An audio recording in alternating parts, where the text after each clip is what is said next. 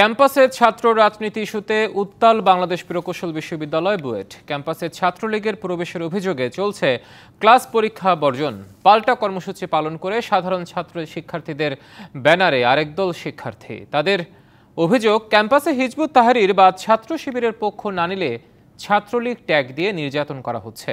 এদিকে বুয়েট উপাচার্য বলেছেন, তদন্ত কমিটির প্রতিবেদন দেখে ব্যবস্থা নেওয়া হবে।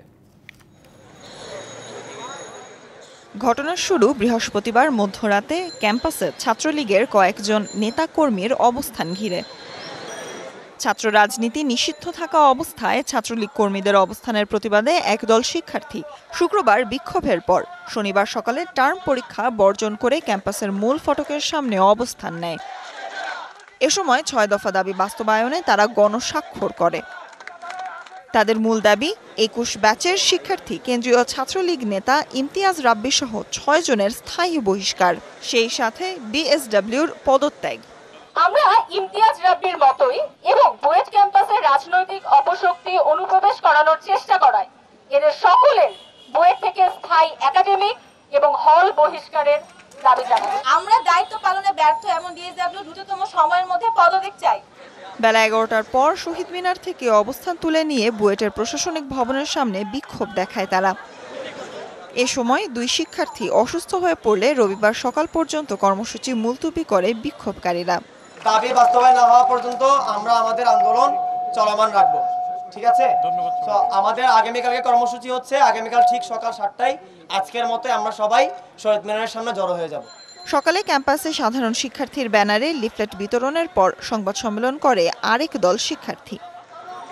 তারা বলছে, বুয়েটে মুক্তিযুদ্ধের পক্ষের পরিবার বা আওয়ামী পরিবারের শিক্ষার্থীদের মানসিক নির্যাতন করা হচ্ছে।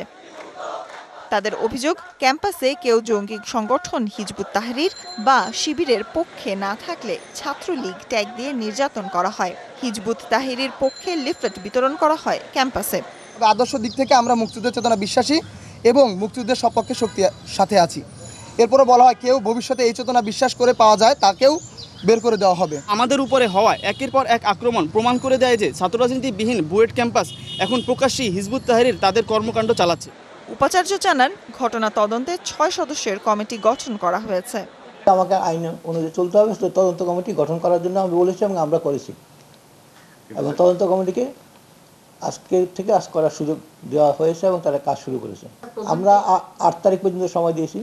আবরার ফাহাদ হত্যার পর ২০১৯ সাল থেকে বুয়েটে ছাত্র রাজনীতি নিষিদ্ধ করা হয়। ওই হত্যার দায়ে ২০২১ সালে ২০ ছাত্রের মৃত্যুদণ্ড ও ৫ জনের যাবজ্জীবন কারাদণ্ড দিয়েছিল আদালত। Sultana Swarna, DBC news, Dhaka.